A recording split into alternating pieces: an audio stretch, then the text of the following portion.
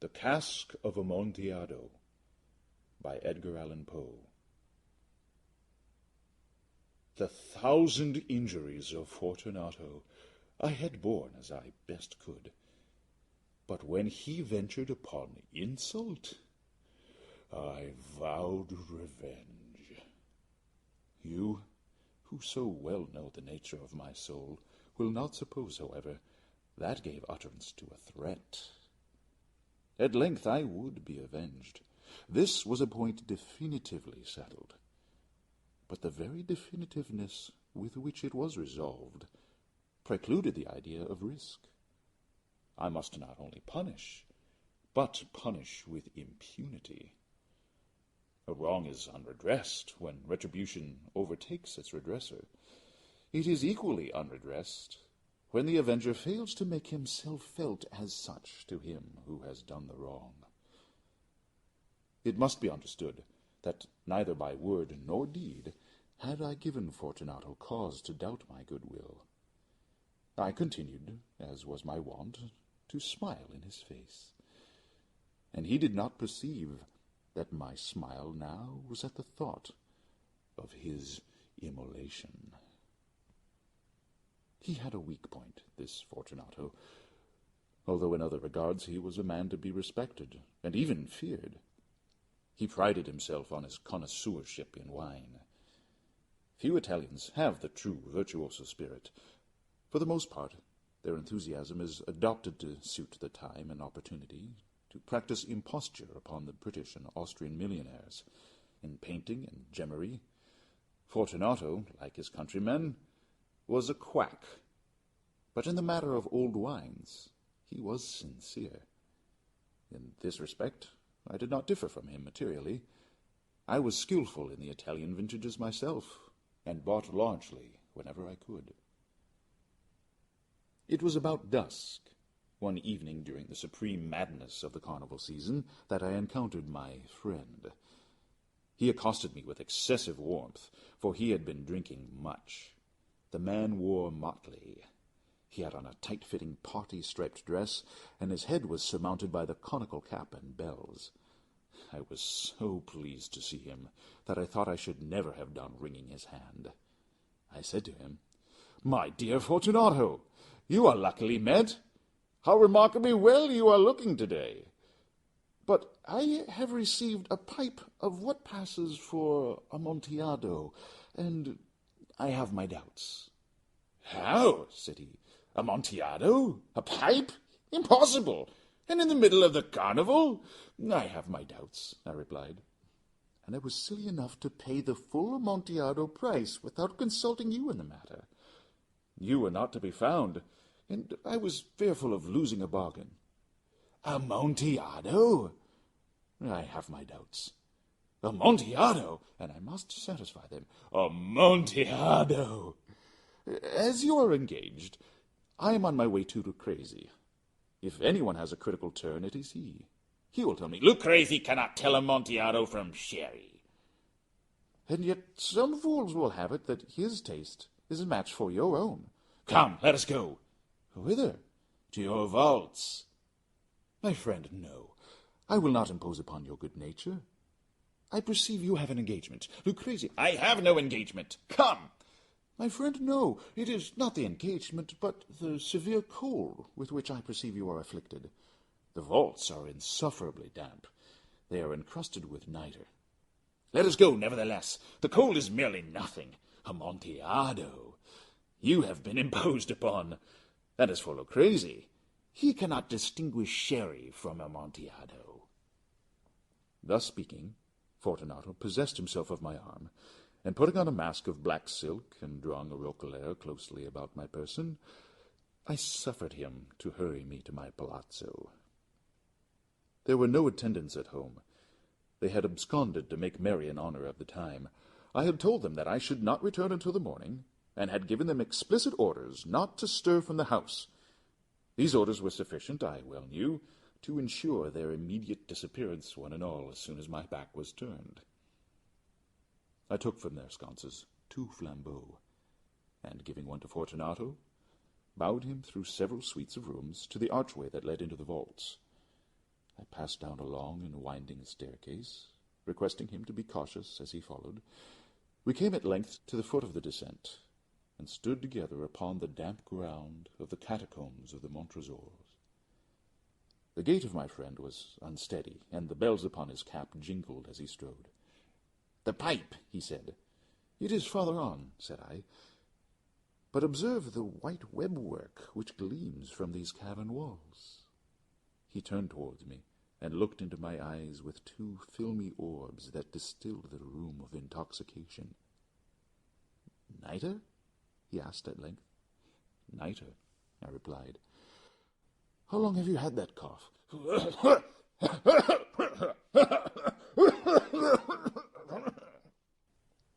My poor friend found it impossible to reply for many minutes. "It is nothing," he said at last. "Come," I said with decision, "we will go back. Your health is precious. You are rich, respected, admired, beloved. You are happy, as once I was. You are a man to be missed. For me, it is no matter. We will go back. You will be ill, and I cannot be responsible. Besides, there is Lucrezi." "Enough," he said. "The cough's a mere nothing. It will not kill me. I shall not die of a cough." True, I replied. "And indeed I had no intention of alarming you unnecessarily. But you should use all proper caution. A draught of this Medoc will defend us from the damps." Here I knocked off the neck of a bottle, which I drew from a long row of its fellows that lay upon the mould. "Drink," I said, presenting him the wine. He raised it to his lips with a leer. He paused and nodded to me with familiarity, while his bells jingled. "I drink," he said, "to the buried that repose around us." "And I to your long life." He again took my arm, and we proceeded. "These vaults," he said, "are extensive." "The Montresors," I replied, "were a great and numerous family." "I forget your arms." "A huge human foot door. In a field azure, the foot crushes a serpent rampant, whose fangs are embedded in the heel." "And the motto?" "Nemo me impune lacessit." Footnote translation: "No one provokes me with impunity." End of footnote. "Good," he said. The wine sparkled in his eyes, and the bells jingled. My own fancy grew warm with a Medoc. We had passed through long walls of piled skeletons, with casks and puncheons intermingling, into the innermost recesses of the catacombs. I paused again, and this time I made bold to seize Fortunato by an arm above the elbow. "The nitre," I said. "See, it increases. It hangs like moss upon the vaults. We are below the river's bed. The drops of moisture trickle among the bones. Come, we will go back ere it is too late." "Your cough—" "It is nothing," he said. "Let us go on. But first, another draught of the Medoc." I broke and reached him a flagon of de Grave. He emptied it at a breath. His eyes flashed with a fierce light. He laughed and threw the bottle upwards with a gesticulation I did not understand. I looked at him in surprise. He repeated the movement, a grotesque one.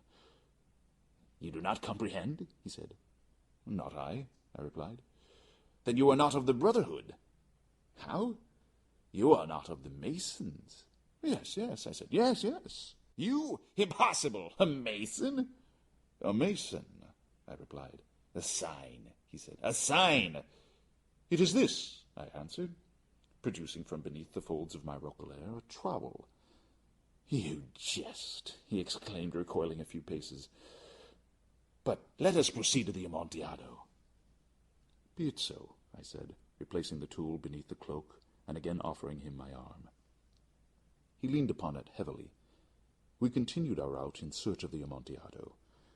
We passed through a range of low arches, descended, passed on, and descending again, arrived at a deep crypt, in which the foulness of the air caused our flambeaux rather to glow than flame. At the most remote end of the crypt there appeared another, less spacious. Its walls had been lined with human remains. piled to the vault overhead in the fashion of the great catacombs of Paris. 3 sides of this interior crypt were still ornamented in this manner. From the 4th side, the bones had been thrown down and lay promiscuously upon the earth, forming at one point a mound of some size. Within the wall, thus exposed by the displacing of the bones, we perceived a still interior crypt or recess, in depth about 4 feet, in width 3, in height 6 or 7. It seemed to have been constructed for no especial use within itself, but formed merely the interval between 2 of the colossal supports of the roof of the catacombs, and was backed by one of their circumscribing walls of solid granite. It was in vain that Fortunato, uplifting his dull torch, endeavored to pry into the depths of the recess. Its termination the feeble light did not enable us to see. "Proceed," I said.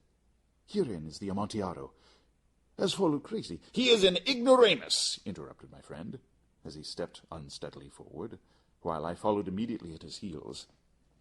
In an instant he had reached the extremity of the niche, and finding his progress arrested by the rock, stood stupidly bewildered.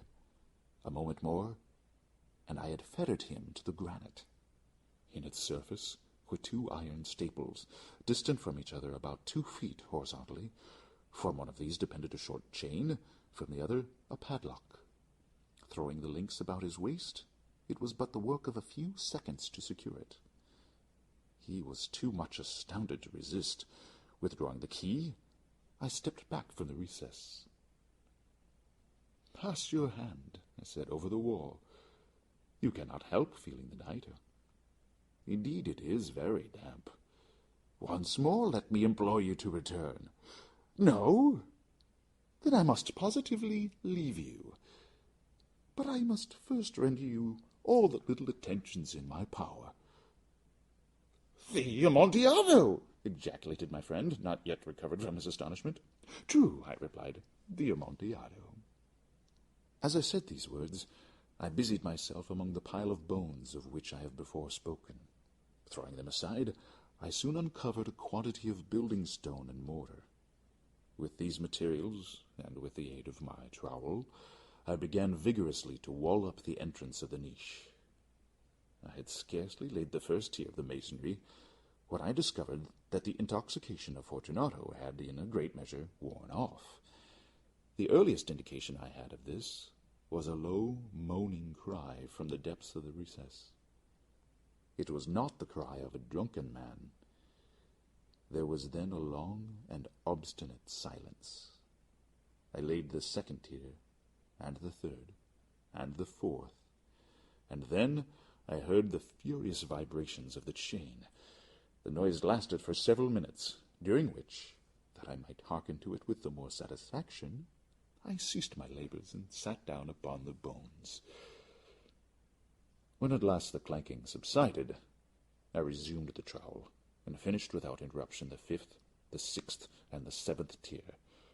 The wall was now nearly upon a level with my breast. I again paused, and holding the flambeau over the mason-work, threw a few feeble rays upon the figure within. A succession of loud and shrill screams, bursting suddenly from the throat of the chained form, seemed to thrust me violently back. For a brief moment I hesitated, I trembled. Unsheathing my rapier, I began to grope with it about the recess. But the thought of an instant reassured me. I placed my hand upon the solid fabric of the catacombs, and felt satisfied.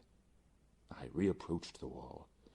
I replied to the yells of him who clamored. I re-echoed. I aided. I surpassed them in volume and strength. I did this, and the clamorer grew still. It was now midnight, and my task was drawing to a close. I had completed the 8th, the 9th, and the 10th tier. I had finished a portion of the last and the 11th. There remained but a single stone to be fitted and plastered in. I struggled with its weight. I placed it partially in its destined position. But now there came from out the niche a low laugh that erected the hairs upon my head. It was succeeded by a sad voice, which I had difficulty in recognizing as that of the noble Fortunato. The voice said, A very good joke indeed. An excellent jest. We will have many a rich laugh about it at the palazzo over our wine. The Amontillado, I said. Yes, the Amontillado. But is it not getting late? Will they not be awaiting us at the palazzo, the Lady Fortunato and the rest? Let us be gone. Yes, I said. Let us be gone.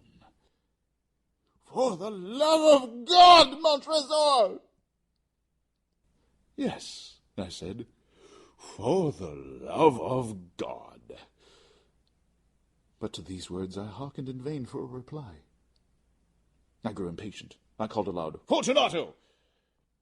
No answer. I called again, Fortunato! No answer still. I thrust a torch through the remaining aperture and let it fall within. There came forth in return only a jingling of the bells. My heart grew sick. It was the dampness of the catacombs that made it so. I hastened to make an end of my labor. I forced the last stone into its position. I plastered it up. Against the new masonry, I re-erected the old rampart of bones. For the half of a century, no mortal has disturbed them. In pace requiescat. End of The Cask of Amontillado by Edgar Allan Poe. Recorded by Jake Endress. Door County, Wisconsin, October 2008.